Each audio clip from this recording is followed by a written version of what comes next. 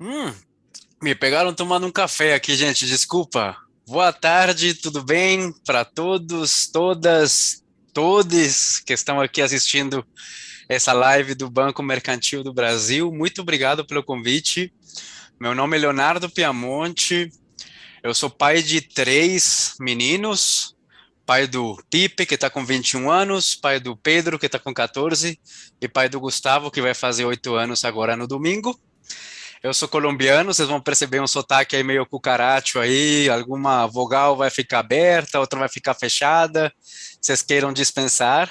Sou psicólogo, eu me formei lá na Colômbia faz já quase 20 anos e comecei minha carreira trabalhando com populações que o pessoal não gosta de trabalhar muito. Comecei trabalhando com populações carcerárias, em clínicas psiquiátricas, e isso me levou a uma pesquisa interessante, assim, de tentar entender por que que essa molecada entrava nessa vida tão complicada, né? Entrando a ser meninos contraventores, e a violência que eles exerciam me chamava muita atenção, e fui estudando esses mecanismos que, de como a gente fala para os nossos meninos o que que é um homem, o que que um homem tem que fazer.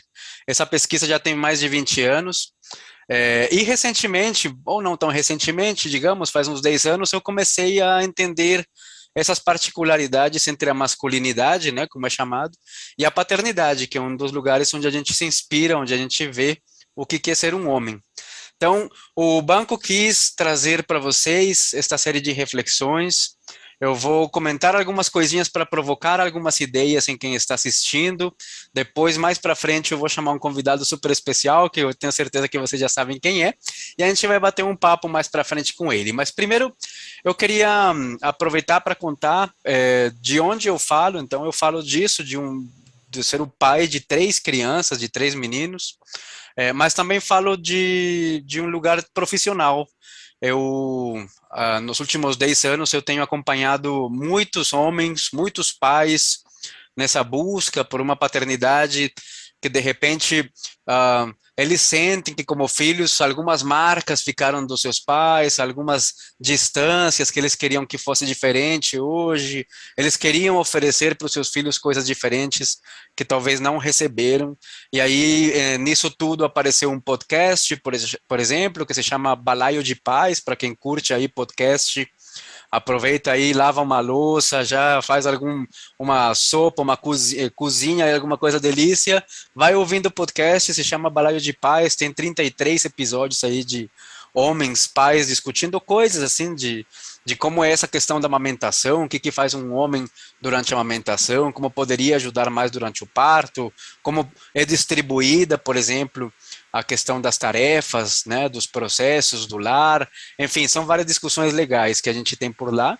Também eu tive a sorte e a honra de participar num documentário que eu queria convidar todos vocês a assistirem, que se chama O Silêncio dos Homens.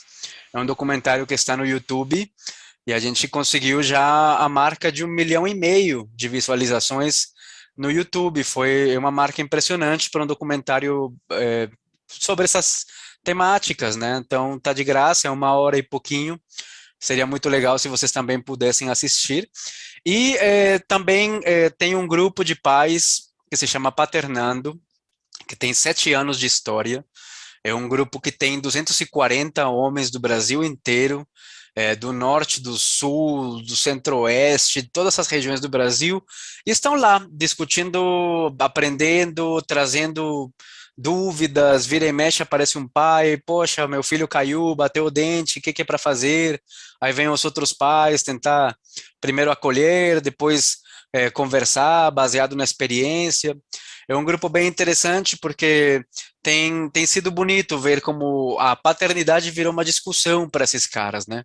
Os grupos de homens, todos nós temos grupos de homens, sabemos que as discussões nem sempre atingem uma profundidade, normalmente elas ficam ali num papo mais, né, um pouco mais superficial, e esse grupo ele é interessante por causa disso. A gente tem, como é um grupo de WhatsApp, ainda tem 16 vagas, até 256, né, o número de pessoas que podem ser admitidas. Então, quem quiser, que tiver interesse, for pai ou estiver prestes a virar pai e quiser de repente participar do grupo, ainda tem umas vagas ali. É só falar aí com o pessoal aí do banco, que eles podem me mandar o contato e a gente faz essa ponte. E acompanhando esses caras, a gente entende que os desafios hoje são um pouquinho diferentes do que eram antes, né? Eu não sei quanto vocês têm lido de repente ou assistido coisas a respeito da história da paternidade, mas é uma história muito recente para a gente. É uma história que nasce muito pouco tempo atrás, para falar a verdade, né? Se a gente for considerar, por exemplo, que esse corpo que a gente tem, a forma como o nosso corpo é, ele tem uma história de 315 mil anos, mais ou menos, foi assim, como a gente está, o mesmo ser humano, a mesma pessoa, do mesmo jeito que a gente está, tem uma história de 300 mil anos atrás, né? Que é a história conhecida como a história do Sapiens. Desses 315 mil anos, a gente começou a falar de paternidade faz 5 mil apenas, né? Então, isso mais ou menos é 3% do tempo da nossa permanência nesse planeta que a gente começou a entender o que seria a paternidade. Porque antes disso, desses 5 mil anos atrás, 6 mil anos atrás, a gente não sabia, a gente não fazia a menor ideia que o homem participava na gravidez da mulher. Na verdade, as comunidades, e até hoje algumas comunidades, por exemplo, da bacia do Amazonas, ou em outros lugares, como por exemplo o Suleste Asiático, ainda tem alguns mitos a respeito da paternidade. Mas a verdade é que nossos ancestrais não faziam ideia que o homem participava da gravidez, da concepção de um bebê. Acreditava-se que a mulher ficava grávida por entrar numa lagoa sagrada, por ser picada por um bicho, por um inseto. Até hoje, em inglês, por exemplo, as pessoas falam: ah, poxa, quando for comer melancia, não coma sementes porque você fica grávida. Tem até camisetas disso, assim, que são super divertidas, porque acreditava-se que comer sementes ou entrar num rio com a lua cheia deixaria a mulher grávida. Foi só quando os homens e as mulheres domesticaram os animais, cabritinho, vaca, etc., que aí eles perceberam, pô, peraí, deixando eles juntos, as fêmeas ficam grávidas, mas se eu separar eles, não acontece nada. E, pô, peraí, interessante isso, né? Se a gente for pensar, uma ovelha tem um ciclo de gestação de 4 meses.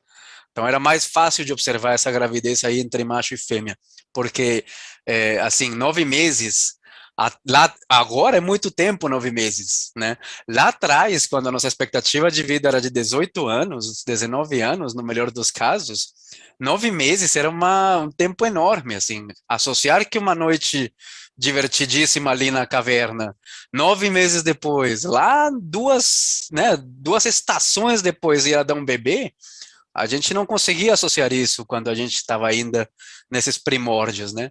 Quando o homem descobre que ele faz parte do processo, que ele, eu participo nessa parada aqui, né? Aí ele começa a desenhar algumas coisas. Então, peraí, como é que funciona? Então esse filho é meu. Esse filho não é meu. Esse aí é de outro. Tá bom. E como isso aconteceu justo na hora em que o homem dominou a agricultura, com a agricultura vem uma coisa muito louca que é a propriedade privada. E essa propriedade privada, né? Antigamente os caras não precisavam de terra, eles cultivavam, colhiam, pegavam coisas. Mas quando nasce a agricultura, quando nasce o arado especificamente, essa ferramenta, o arado, nasce a agricultura e aí o homem passa a ter terra, terra que é dele. E essa terra precisaria passar para alguém, e esse alguém seria seu filho. Antigamente não teríamos esse problema, não. Então, é ali que a paternidade começa a se inserir dentro da nossa vida. E aí, curiosamente, começam a aparecer uma série de transformações sociais, né?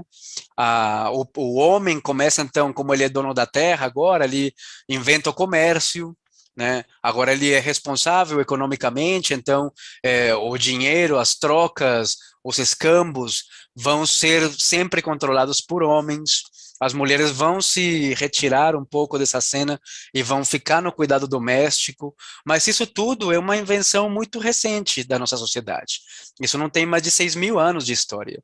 Não, essas histórias que a gente ouve às vezes de, não, os caras iam lá caçar os grandes bichos e a mulher ficava na caverna cuidando dos filhotes e tudo mais, aquilo é uma balela pseudocientífica, para falar a verdade.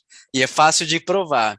Por exemplo, se vocês olharem para os dentes que a gente tem, Não são dentes de carnívoro, gente. São dentes de um animal que baseia sua alimentação em nozes, em pequenos animais, em raízes, tubérculos, né? Então, a gente vê, por exemplo, que a gente não produz vitamina C. A gente tem que pegar a vitamina C do ambiente, do sol, dos cítricos, né? O gato não. O gato ele é um carnívoro puro, então ele produz sua própria vitamina C, né? Então, a gente começa a ver que não é bem assim. Na verdade, antes da agricultura, antes desse processo que eu falei para vocês, homens e mulheres faziam as coisas juntos, assim, não tinha grandes divisões assim de quem fazia o quê. O homem e a mulher trabalhavam mais ou menos em equipe. Com essa chegada da agricultura, com a chegada do comércio, da propriedade privada, o homem passa a dominar o espaço público e a mulher passa a dominar o espaço doméstico, e assim a gente vai ficar mais ou menos pelos últimos 5.000 e poucos anos, até chegar praticamente ao dia de hoje, onde as coisas começam a mudar muito recentemente. A mulher começa a passar um pouco mais a ocupar cargos, tanto públicos quanto privados, cada vez mais mulheres na liderança, cada vez mais mulheres na política, cada vez mais mulheres decidindo ali, sendo dona da sua própria vida. Cada vez a mulher passa a ter outro tipo de atividades que não sejam as domésticas, né? E isso trouxe um conflito para o homem que agora se encontra um pouco perdido de algumas maneiras, que a gente vê nesses caras que eu comentei que a gente acompanha, porque, e aí, né?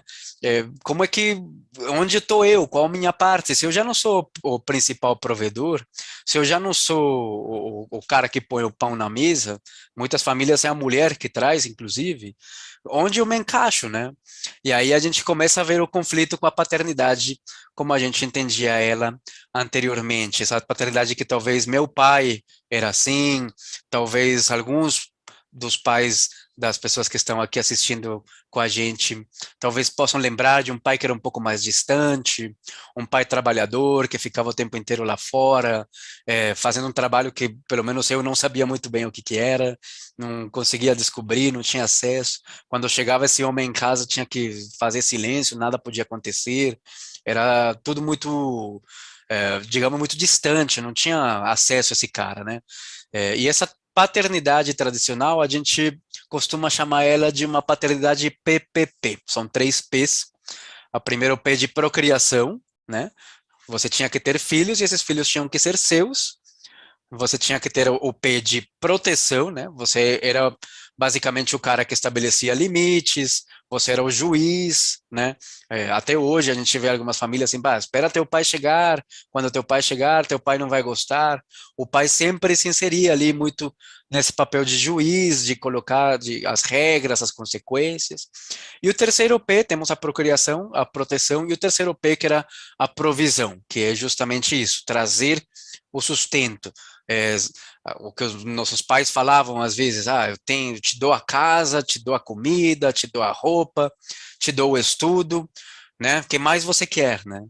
Mas a verdade é que os nossos filhos, pelo menos o que eu observo aqui em casa, é que querem mais, ou pelo menos querem uma coisa diferente, a apenas terem sua roupa, seu teto. E não que isso seja pouca coisa, evidentemente não é. Mas deixou de ser um domínio do homem, né? Hoje não é necessário procriar para ser pai. Você pode ser pai de uma criança que é o filho da tua mulher, por exemplo. Você pode adotar. Você pode ter diferentes possibilidades para ser pai sem necessidade de você procriar. Você não precisa proteger o tempo inteiro também seus filhos. Seus filhos de repente, tem outras formas de se protegerem, de se cuidarem. A mãe também protege, a mãe também cuida. A sociedade protege em muitos casos. A gente já não é esse lugar de juiz, de repente já está um pouquinho obsoleto. E a parte da provisão, de novo, já vemos famílias com modelos totalmente diferentes, em que a renda da mulher é superior, às vezes a renda da mulher é a única renda. Então, onde fica esse homem aí nesse espaço assim que está mudando, né? É ali que a gente queria falar com vocês, desse ajuste cultural que a gente está percebendo que tem que tomar. A paternidade, ela vem sendo discutida, vocês veem que cada vez mais temos comerciais de produtos, cada vez mais temos a figura do pai com um pai mais carinhoso, já não aquele pai atabalhoado, confuso, meio idiota, em alguns casos, que não consegue dar conta de absolutamente nada de uma criança. Já não temos muito essa figura no cinema, esse pai que não consegue trocar uma fralda.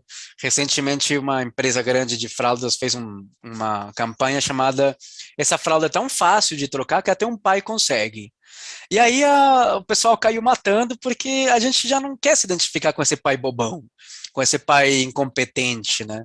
Esse pai que não consegue cuidar de um filho. Acho que é uma imagem que era divertida, talvez alguns anos atrás, de um pai que se atrapalhava. A gente via filmes do Schwarzenegger cuidando de criancinhas e achava engraçado, a gente via o Vin Diesel tomando conta de criancinhas e achava engraçado. Hoje, de repente, já não é tão engraçado, pelo menos para muitos homens, e é esse desafio que a gente tem, como a gente se ajusta culturalmente, como a gente acha um novo espaço dentro do lar, né, dentro do convívio, e como é que a gente vai enfrentar esses novos desafios, não somente, lógico, como pais, mas também, por que não, como filhos, né, e por falar em filhos, eu tenho um convidado que leva o filho no nome, né? O Hélio Antônio de Couto Filho é o nome do cara, mais conhecido como Hélio de la Penha, talvez uma homenagem à sua querida Vila da Penha. E eu queria muito trazer esse cara para a gente conversar justamente sobre esses desafios que a gente gostaria de compartilhar com vocês. Vamos lá?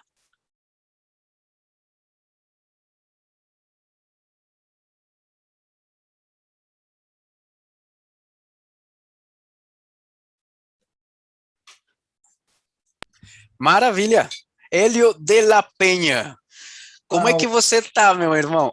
tudo bem, Leonardo? Pô, muito bom estar aqui com você. Ouvi agora a sua exposição inicial, muito bacana.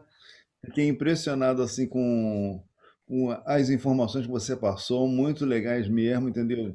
Justamente o contrário do meu papel, que eu inclusive escrevi um livro, né, que é o livro do papai, que vem a ser um guia de anti-ajuda, ou seja, eu não tenho nenhuma informação útil para passar para vocês, tá legal? Pô, Hélio. Bom, o Hélio dispensa qualquer tipo de apresentação. Vocês conhecem o Hélio, é parte do acervo cultural brasileiro. Eu tive também. Bom, eu sou estrangeiro, moro no Brasil faz 16 anos e eu gosto de você demais. Eu imagino que se eu tivesse nascido aqui, eu, sei lá, teria dentro das minhas prateleirinhas mentais, você teria um lugar muito especial ali, como uma das figuras mais queridas, por que não, da televisão brasileira. É um prazer estar contigo, de verdade. Uma pena estar te conhecendo agora que meus filhos estão com um com 29, outro com 19, outro com 17, porque pô, se eu conhecesse antes, cara, tantas coisas eu teria aprendido com você. Pô, Hélio, que isso? Vamos aprender juntos uns com os outros. Você é pai de três também, né, Hélio? Joaquim, o Antônio e o João, não é? Exatamente, Joaquim está com 29 anos, fez agora dia 1º de agosto, o João fez 19 anos em janeiro e o Antônio faz 18 anos em dezembro. Então, quer Uhum. dizer, foram dois casamentos, né?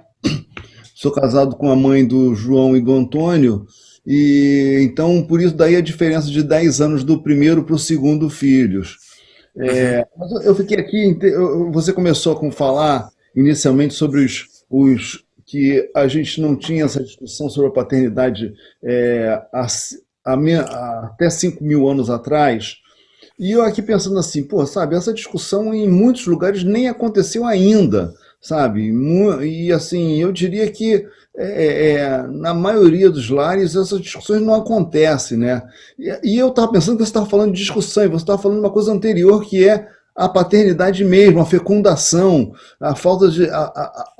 a ignorância de que o ato sexual resultava num filho, né? Uma coisa muito interessante, de fato, né? Uma vida curta, como você falou, vivendo 18 anos, o cara passa 9 meses, aquele assunto já esqueceu, aquela noite já está muito lá para trás, né? Ele pode inclusive imaginar que ela teve filho porque ele fez sexo na noite anterior, isso seria o máximo que podia acontecer, né? E também, de alguma forma, explica essas lendas como a lenda amazônica do Boto, né? Porque se não tinha explicação, então encontra-se uma razão qualquer para justificar a gravidez, né? Isso virou uma lenda que virou até uma brincadeira, né? Ah, é o Boto, não sei o quê, representando, na verdade, uma traição, né? Mas tem um fundamento aí. Agora você me falou, não tinha a menor noção dessa questão. Nossa, é muito louco. E você falando do Amazonas, eu tive a oportunidade de estar lá faz uns 4 anos, justamente em algumas comunidades do Mosaico do Rio Negro, e eu conversando com algumas pessoas, me contaram uma história muito interessante. Além do Boto, tem algumas comunidades um pouco mais isoladas, por exemplo, as comunidades numa região do Rio Negro que chama a região do Caju, que eles, ainda hoje, eles têm uma crença muito grande na paternidade múltipla. Então, o que é isso? Quando uma moça está na sua idade fértil, ela está, digamos, pronta a se casar ou ter filhos, ela escolhe 4 ou 5 caras da comunidade que são os mais, sei lá, o guerreiro, o cara que é muito bom artesão, um xamã, um cara que é um pouco mais espiritualizado, e ela passa uma semana com cada um desses caras, e aí acredita-se que esse filho que vai nascer dessa mulher leva as características desses 5 homens que estão ali, ou 4 homens que estão ali participando aí dessa construção coletiva, vamos dizer assim, desse filho. E é lógico que é uma crença interessante, assim, da perspectiva, né, de como outras tribos, outros povos entendem a paternidade, mas também é um pouco isso, né, Hélio? Talvez não na gestação, talvez não na concepção, mas a paternidade é uma coisa que seria legal fazer junto com mais caras, digamos. Poder comentar sobre paternidade com amigos, poder falar sobre as tuas angústias de pai com outros caras que também são pais, quando algum pai vai ganhar um neném, que a gente não fique somente na brincadeira, ou na coisa toda, e tente entender um pouco essa angústia do cara. Você sente que isso mudou um pouco sei lá, do tempo que você teve, por exemplo, o Joaquim, ao João, e até hoje, quem sabe? Eu acho assim, eu acho que as mudanças acontecem em determinados nichos, sabe? Eu acho que a gente é complicado você generalizar e falar que houve mudanças, os pais hoje são diferentes. Eu acho assim, uma coisa é o pai, digamos aqui no Rio de Janeiro, o pai da Zona Sul, outra coisa é o pai da periferia, outra coisa é o pai do interior, outra coisa é o pai da Amazônia, entendeu? O nível de informação são diferentes, o nível cultural define muito isso, sabe? Então, a troca, que é uma novidade que vem sendo implementada, ela nem sempre é bem vista, né? Isso não só na paternidade, a questão da vida sexual sempre foi levada na brincadeira e pressupõe que o garoto nasça sabendo. Existe aí, você vê que temos um governo que se nega a ver a importância da educação sexual. Então, quer dizer, a relação da paternidade fica muito comprometida num cenário desse gênero, não é? É verdade, eu concordo contigo nesse sentido. Claro, eu sinto que o que você diz é que não existe uma paternidade, existem paternidades várias, Exato. dependendo das possibilidades de cada um, dependendo de como cada um está no seu ambiente. Evidentemente, se a gente for ver esse Brasil todo, as possibilidades de um pai no norte, no sul, nas próprias cidades, dentro dos próprios nichos urbanos, é muito diferente as possibilidades que tem, né? Mas a gente sente que começa a ter, pelo menos alguma coisa está mudando. Há um momento talvez de virada, assim, de ajuste, alguma coisa está de repente mudando, e vem muito disso, né? Dessa questão de você poder se abrir um pouco ao diálogo, de você poder abrir e dizer, será que eu sei mesmo tudo que eu preciso saber? Será que não tem mais nada ali para mim? Sem dúvida. Eu acho que a gente pode. Aí a discussão a gente pode ter na questão geracional. Então, assim, eu consigo comparar a minha paternidade com a paternidade do meu pai, né? Que era realmente completamente diferente. Eu tenho muitas dúvidas que ele conversasse alguma coisa com os amigos dele, entendeu? E mesmo que pensasse alguma coisa a respeito disso, que discutisse com a própria mulher, né, com a minha mãe e tudo, eu acho que era uma coisa bem silenciosa, né? E, e você até falou aí, eu até me veio um filmezinho na cabeça, aquela coisa do o pai que trabalha num lugar que você não sabe exatamente o que que é. Era no centro da cidade, ele saía de terno de manhã cedo. Meu pai era aquele homem de terno, que tirava o terno no fim de semana, entendeu? E realmente, chegava em casa, as coisas eram meio em função ao jantar, era quando ele chegava, e vamos fazer silêncio sim, e vamos obedecer, e tudo mais. Eu não tive muito espaço de sequer de diálogo, de questionar alguma coisa com meu pai. Era uma coisa, foi uma coisa que sempre foi assim, dele falar e a gente obedecer, a gente ouvia, acatar, e isso marcou muito assim a minha formação, a um ponto tal que mesmo depois, quando eu estava já grande, já tinha saído de casa, estava morando em Santa Teresa, meus pais na Vila da Penha e tal, quando eu voltava lá, eu me sentia uma criança, eu voltava para aquele mesmo status, sabe? O status de não se mete, cala a tua boca aí, entendeu? E olha que ele não era um cara rude, não é? Entendeu? Um cara muito, era carinhoso, mas enfim, essa foi a forma que ele aprendeu de como lidar com os filhos. É verdade. E é bem diferente, talvez, aqui, lembrando de uma fala tua, Hélio, porque em 1992 nasce o Joaquim, né? Mas também você começa o Cacete e Planeta em 1992, né? São dois filhos que vão. E aí eu lembro de uma fala sua que o Joaquim, assim, chegou na escola e falou: tá, e falou para um coleguinha dele: e aí, seu pai sai em qual programa, sabe? Qual o programa do seu pai? Porque para ele todos os pais saíam na televisão. Ele não tinha esse pai de terno, ele não tinha esse pai que saía e fazia coisas desconhecidas. Ele via você trabalhando, ele via você ali, né, fazendo a coisa. Aí você sente que há uma intimidade maior, por exemplo, já do Joaquim contigo, nessa relação do homem Joaquim com o homem Hélio, a relação que o homem Hélio tinha com teu pai como homem. Você sente que, porque você também fala ao mesmo tempo que há um aprendizado aí importante de você também não virar o brother do seu filho. Você tem que dosar muito bem isso, né, Hélio? De como ser uma pessoa receptiva, carinhosa, mas ao mesmo tempo você é o pai, não é? Leonardo, foi um processo bem curioso, porque justamente, além de eu ter um pai que, enfim, tinha toda essa formação tradicional e toda essa maneira convencional de lidar com filhos, com a família, com a casa, com tudo mais, é, além disso, eu ainda vivi num período, minha infância aconteceu num período da ditadura militar aqui no Brasil, né? Então, aquele sentimento familiar de respeito, autoridade, hierarquia, ele se reproduzia para toda a sociedade, né? Você tinha um governo que você não podia questionar, não podia eleger, não podia falar contra, entendeu? E me lembro quando eu entrei para a faculdade, o meu pai morria de medo de eu de eu me meter com os subversivos, né? Coitado. Era justamente com esses que eu estava me metendo. Mal sabia ele. Pois é. Eu me lembro, eu ia para a faculdade, fiz engenharia, né? Apesar de ser humorista, eu me formei em engenharia.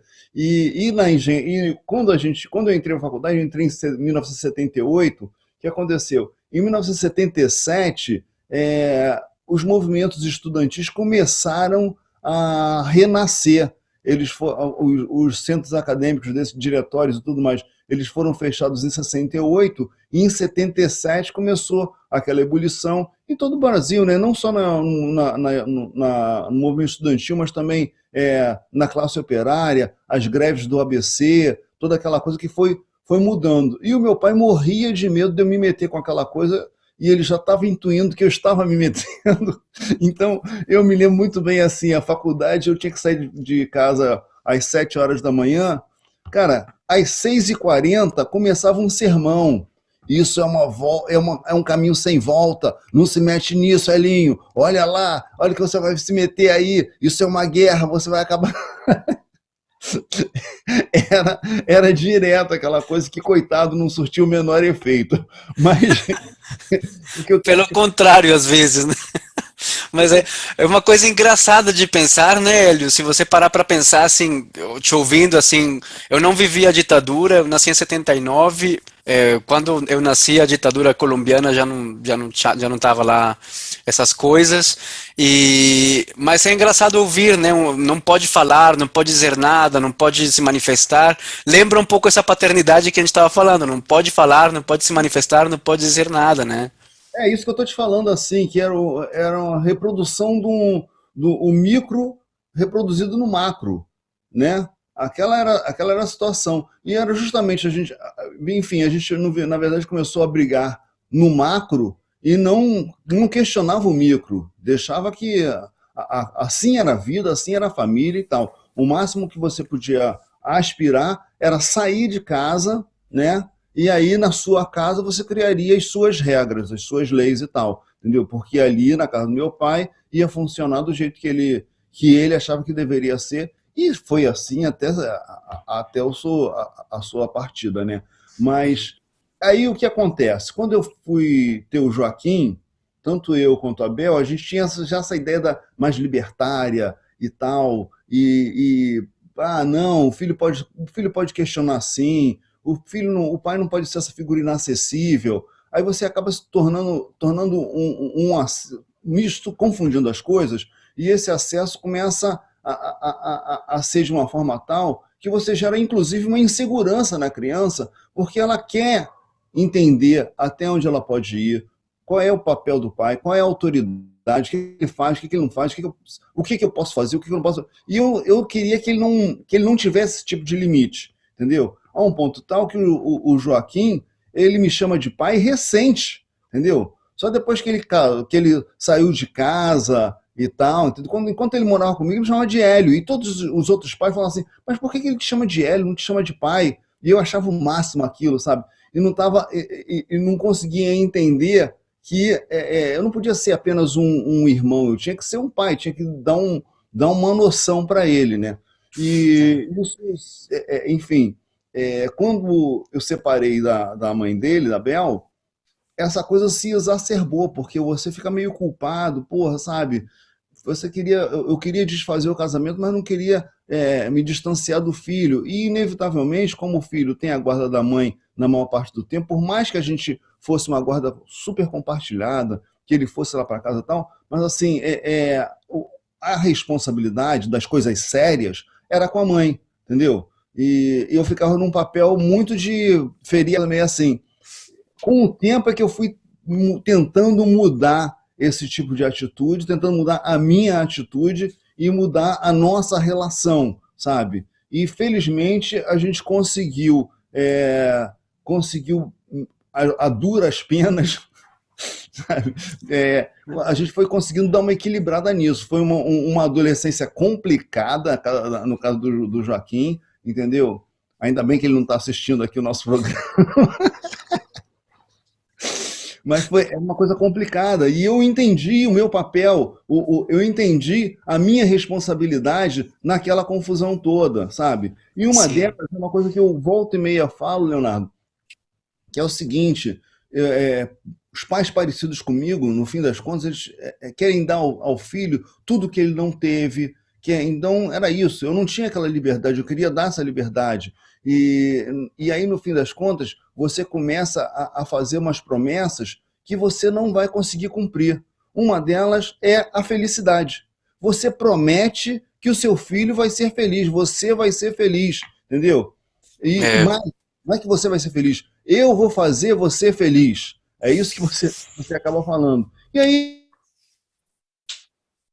você fala assim, tá, não estou feliz, me faz feliz agora aí, quero ver, né? E aí você fica todo enrolado porque você não vai conseguir cumprir essa promessa.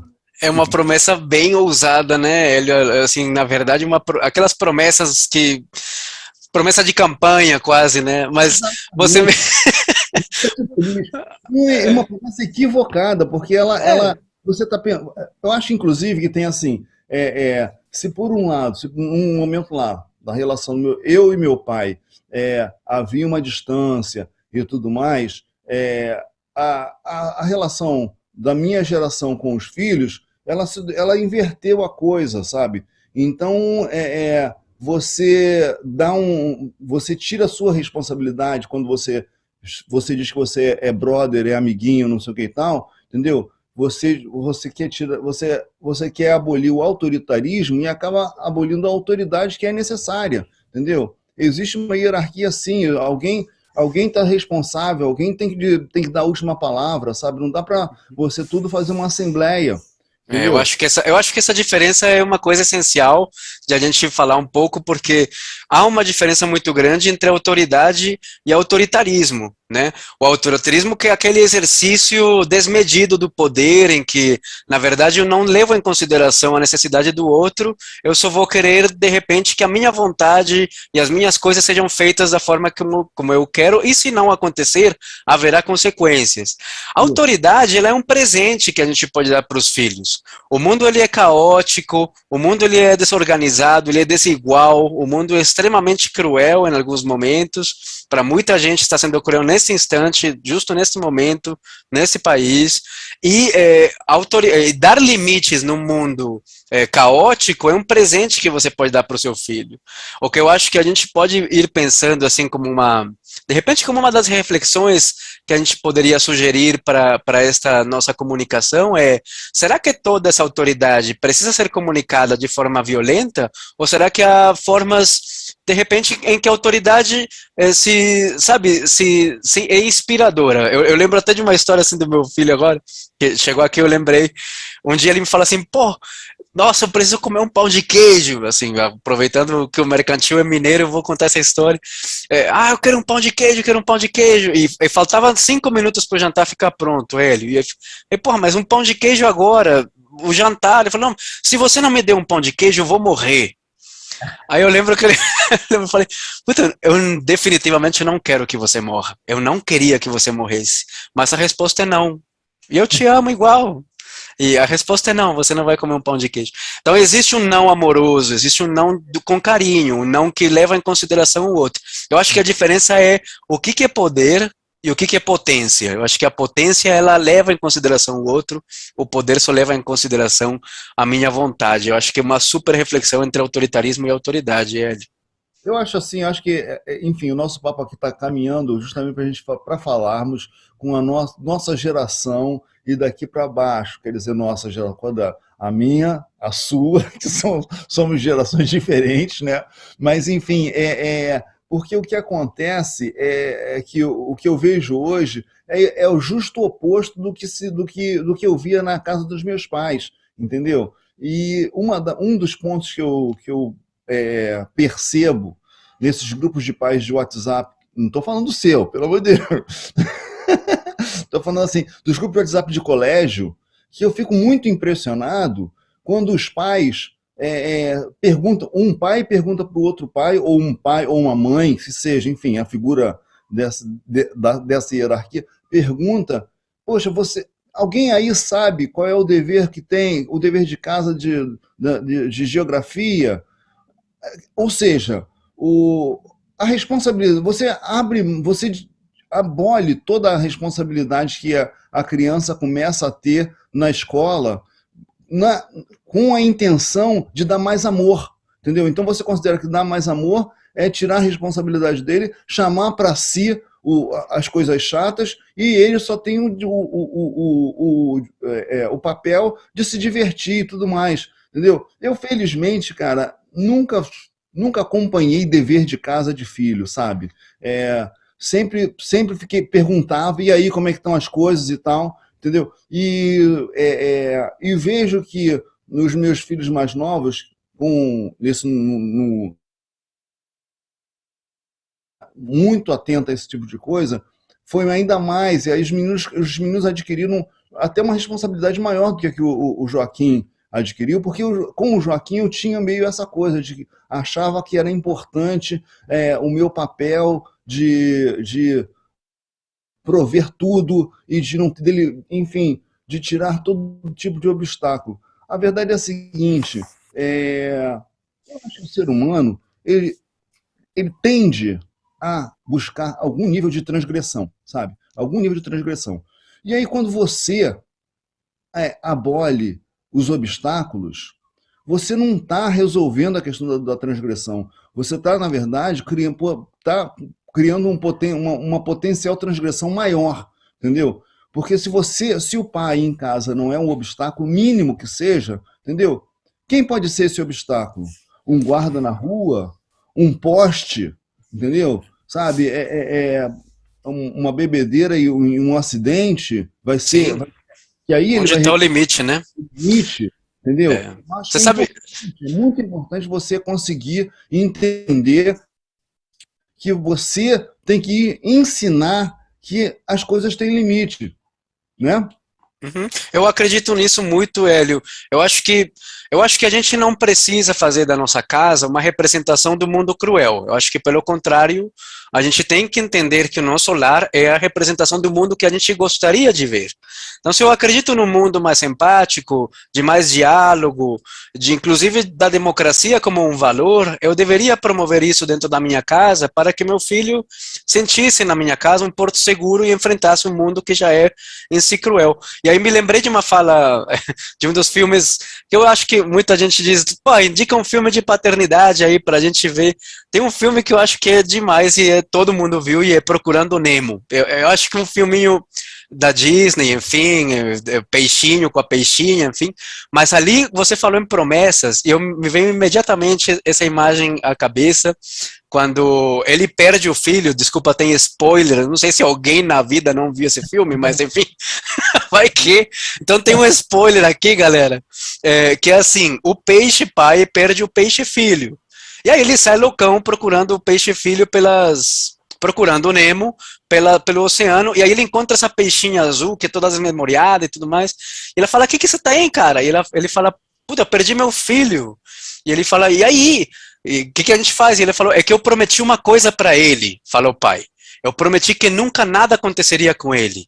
E aí a peixinha fala assim, nossa, que promessa absurda que você fez, cara, que promessa estranha, porque se você promete que nada acontecerá com ele, nada acontecerá com ele. E aí eu acho essa uma coisa muito boa com a tua fala, porque eu acho que a gente, de certa maneira, a gente percebe que o amor, ele vem se transvestindo de umas coisas que não são legais. Eu dei uma aula numa faculdade recentemente e uma mãe veio criticar, veio me falar comigo, pô, você tá pegando muito forte com meu filho. Minha senhora, seu filho tem 22 anos, assim, eu acho que ele poderia trazer esse feedback ele mesmo, né? Então a gente foi retirando algumas... A gente não permite que o menino se veja com as suas circunstâncias. Até nem sequer a gente não permite nem que ele sinta fome, assim.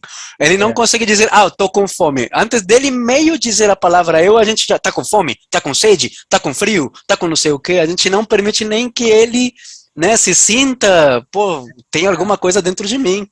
essa ideia, a ideia do acolhimento, ela vai para um excesso. E uma vez eu testemunhei uma discussão de um pai e uma mãe sobre uma criança que estava com um garoto, um adolescente já, que estava, enfim, pisando na bola, e o pai foi mais rigoroso, a mãe falou assim, poxa, você trata esse garoto como se fosse uma figura, sabe, já formada tal. Ele só tem 15 anos. Aí o pai falou assim, meu amor, ele já tem 15 anos. Ele já São tem. visões diferentes. Só tem ou já tem, né? Essa visão que vai marcar a diferença realmente. Mas eu acho que você também falou tudo quando você fala assim, a gente tem que estar disponível e a gente tem que estar interessado, né?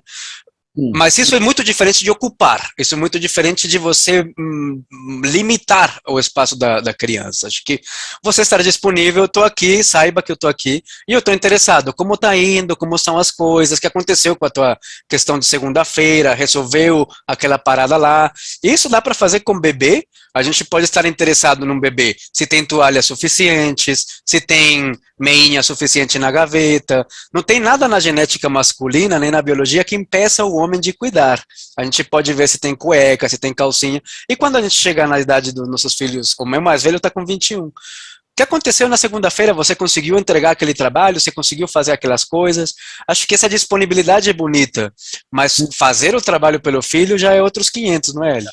exatamente. E outra coisa também que, assim, quem tem filho pequeno fica assim, pô, mas como estimular a leitura, por exemplo?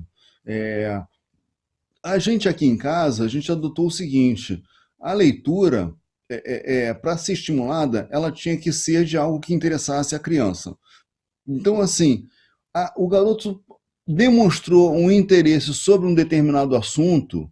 Ah, começou a falar, dinossauro, não sei o quê. A gente procurava os livros e colocava à disposição e conversava com ele e tal, para que ele se interessasse naquilo. Depois a gente ia perguntar, e aí?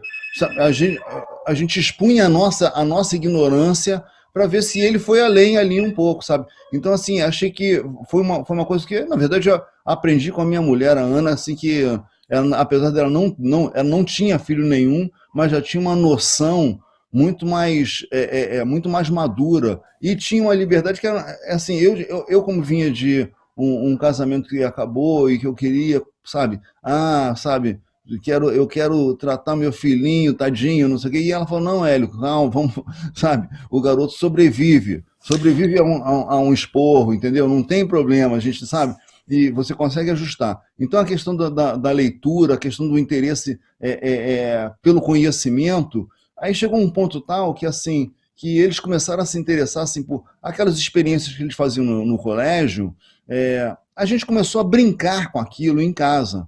Então, ele começou a ver que a informação do colégio ela era, ela era útil para a vida, para a diversão do fim de semana também, sabe? Não era uma coisa que era um porre, meu Deus, lá vem o meu professor com aquela. Não, ele ficava interessado em saber aquilo, porque chegava no sábado, a gente ia brincar com aquela experiência e seria uma forma lúdica. Então, no fim das contas, adquirir conhecimento, para ele foi uma coisa interessante, não era um fardo que se carregava e que normalmente a gente deixa acontecer.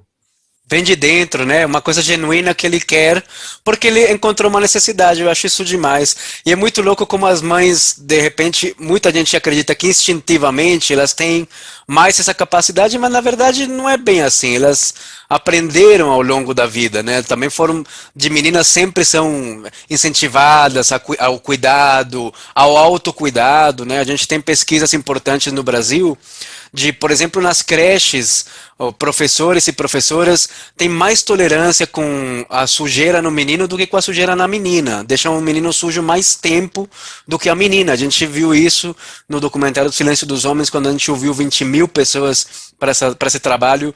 A gente viu que deixam o menino mais tempo com a fralda suja, por exemplo.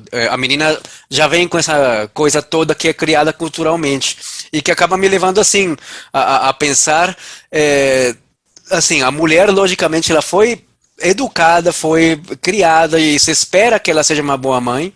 E se espera que a gente seja um bom provedor, que seja um bom, que seja um pai que consiga trazer o pão, que consiga colocar o filho numa faculdade. E eu acho que nesse binarismo aí, nessa uma ou outra coisa, existe um campo de possibilidades aí que a gente pode se encarregar. E eu acho que, já mais ou menos se encaminhando aí para o final da nossa fala, acho que existe esse convite aí, né, Hélio, de repente observar o dia a dia também, se envolver na questão e deixar um pouco para trás essa noção de ajuda. Você não ajuda, você participa, você é parte. E acho que essa pandemia deixou um pouco essa lição também, né, Hélio, de a casa ela ocorre mesmo quando você não tá, né? E como é que você consegue participar disso também, Hélio? Não, é curioso. Só tenho uma dúvida aqui. O Silêncio dos Homens está onde? Está no YouTube? Tá no YouTube, de graça lá. Tá Legal. super bonito. Deixa o convite aí também. Quero que vocês assistam comigo, porque eu fiquei interessado, fiquei curioso. Mas, Leonardo, essa questão assim do pai, que o pai ajuda, né? E o pai fica orgulhoso porque ele ajuda e tem coisa pra caramba acontecendo. Então, assim, ele troca uma fralda e quer o elogio, mas a criança troca 200 fraldas num dia. O pai trocou umazinha e, porra, mas você nem quando eu troquei a fralda você não falou nada. Então, tem muito essa coisa assim de fazer um pequeno esforço, porque, na verdade, a gente vem de um momento em que o pai não fazia absolutamente nada, entendeu? E tem uma coisa assim, você vê, assim, eu me lembro, cara, né, lá em casa, que somos quatro irmãos e uma irmã. Somos quatro homens e uma mulher, né? E o que acontece? Só a Denise era cobrada de fazer a cama, e todos nós podíamos fazer a cama, entendeu? Mas ninguém, absolutamente ninguém, cobrava de nós homens que fizesse alguma coisa em casa. Hoje, por exemplo, por conta da pandemia, eu comecei a me interessar pela cozinha, ia cozinhar, até porque a cozinheira não vinha mais, né? Então, porra, comecei a fazer contato com uma amiga minha que é chefe, ia botar ela no WhatsApp, aprendi a fazer, e de fato hoje já tem um bom cardápio que eu consigo fazer. Mas eu me ressinto assim, falar, caraca, se eu frequentasse a cozinha mais vezes quando eu era garoto, eu estava uma festa, já estaria sabendo fazer um feijão, um arroz, o basicão, tranquilamente, sem problema. Quando você sai de casa, é aquele sufoco, caraca, como é que eu vou fazer agora para me alimentar, não sei o quê. Ou você gasta muito com delivery, ou você come mal, enfim, ou sabe? E porque você não. O day by day ali você está completamente distante, completamente alheio. Em relação à paternidade, a mesma coisa. E aí, no meu livro, no livro do papai, faço uma brincadeira, eu faço uma brincadeira, que é o seguinte, que a mãe, no momento que existe a concepção, ela começa a desenvolver aquela criancinha dentro dela, e ela já começa a aflorar o seu instinto animal, que vai ter um filho. E enquanto isso, a gente está na pelada, tá tomando chopp, não sei. A gente só é acordado no dia que, porra, tem que ir para a maternidade para levar a mulher, entendeu? É, E, no meu livro fala até, como a gente já está nessa geração, nessa transição, então eu acompanho assim, o meu livro ele vai desde o momento da concepção, quando a mulher resolve ter o filho, que, sabe, ela fala assim, ela fala assim, não, chegou o momento de termos o filho que você sempre sonhou. Introduzindo com jeitinho, eu acho que é o nome do primeiro capítulo. Eu li teu livro e eu achei pioneiro, assim, acho um trabalho de pioneirismo, eu recomendo, eu comprei, acho que é uma leitura, eu me diverti demais em alguns momentos aí a mulher cutucando o cara na reunião de parto, enfim, eu acho que vale a pena muito a leitura, mas eu acho que isso é bem louco, Hélio, porque essa questão que eu acho que é a observação, né, de você poder dizer, poxa, existem coisas que eu não estou vendo e que talvez se eu prestar atenção, eu consigo também fazer e eu consigo fazer bem. E a mulher também entender que você consegue fazer, talvez não será do mesmo jeito dela, talvez será diferente, mas a criança vai se beneficiar bastante. A gente tem estudos bem bons que dizem que uma criança cuidada por várias pessoas desenvolve mais inteligência emocional, consegue ter mais capacidade de empatia, desenvolve a linguagem mais rápido. Imagino que sim. Mas tem uma questão que até é biológica, assim, porque assim, a criança ela reconhece a urgência da relação dela com a mãe, né? E mais à frente é que ela vai reconhecer a existência do pai. Ah, tem aquele cara ali. O que esse cara? O que é aquele cara que está toda hora por aí por perto? Qual é o papel desse cara? E assim, cabe a você se meter nessa história, porque se você for deixando, você vai ver, dali a pouco você tem contato com seu filho aos 15 anos, entendeu? Isso. E Sabe? ele te fala assim, quer saber de mim? Acessa meu Instagram, né? Que você quer saber o que eu ando. E aí É já é. verdade. Então, E é assim, verdade, o homem tem que conquistar esse espaço, acho que não. Pode ser que tenha uma certa resistência inicial da mãe, de outras pessoas ali, mas o homem tem que conquistar esse espaço, acho muito importante sim. Ô Hélio, a gente tá um minuto aí para fechar, eu tinha um monte de pergunta aqui para ti, eu só quero encerrar com uma provocação aí que eu vi numa desses momentos aí, para terminar com um clima leve. Assim, um cara me falou assim num grupo de pai, pô, eu acho fantástico tudo que vocês falam e tal, mas eu acho que pai que não passa o amor pelo time pro filho falhou como pai. Ele falou assim, e aí eu queria te perguntar, na sua condição de botafoguense, seus filhos botafoguenses todos, como tem sido esse processo dolorido para vocês? Meus filhos são todos botafoguenses, sem dúvida, até porque não foi um trabalho individual. A Ana também era botafoguense, é botafoguense e acompanha futebol, então foi muito importante. Inclusive, você vê como é que era a situação, Leonardo. O Joaquim, a família da mãe do Joaquim, é uma família de flamenguistas. O avô do Joaquim era um cartola do Flamengo, entendeu? E aí o que acontece? Eu vivia naquele dilema, mas como eu, bananão e querendo, sabe, sempre agradar, não sei o que e tal, quando o Joaquim chegou no nosso casamento aqui, eu e Ana, o Joaquim ele era meio Botafogo, meio Flamengo. E foi a Ana que falou assim: olha, isso não existe. Ou você é Flamengo ou você é Botafogo. E aqui em casa você vai ser Botafogo. E a gente começou a fazer um trabalho, uma catequese desonesta para ele ser botafoguense, a um ponto tal que a gente ia ver o jogo assim, digamos, Botafogo e Ponte Preta, os dois times preto e branco. Ponte Preta fazia gol, a gente vibrava. Genial. Eu tenho esse mesmo colega que eu te falei, ele contava a história dos três porquinhos pro filho, falando assim, aí vem o lobo, que é corintiano, e vai atacar. Há caminhos, né, Hélio, na paternidade. Pô. Gente, a gente podia ficar horas, a gente agradece demais a tradução de Libras que foi oferecida pelo banco, muito obrigado. Obrigado.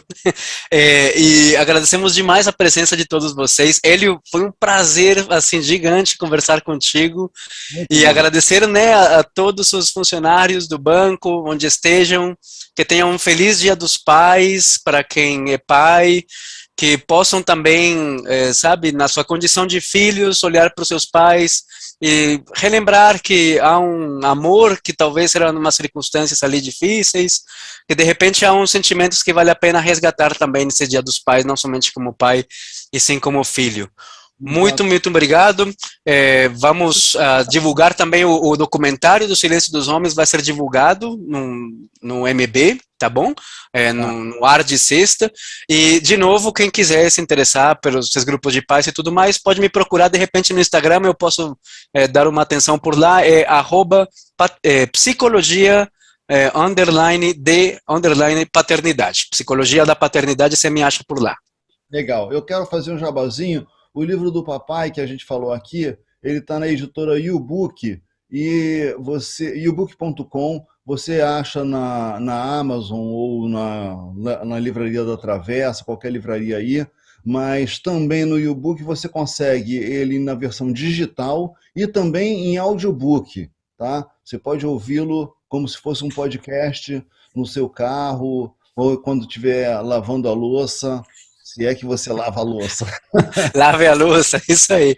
Eu comprei no e-book e tem a oportunidade de você até ler outras obras também com uma mensalidade, então é super legal essa possibilidade.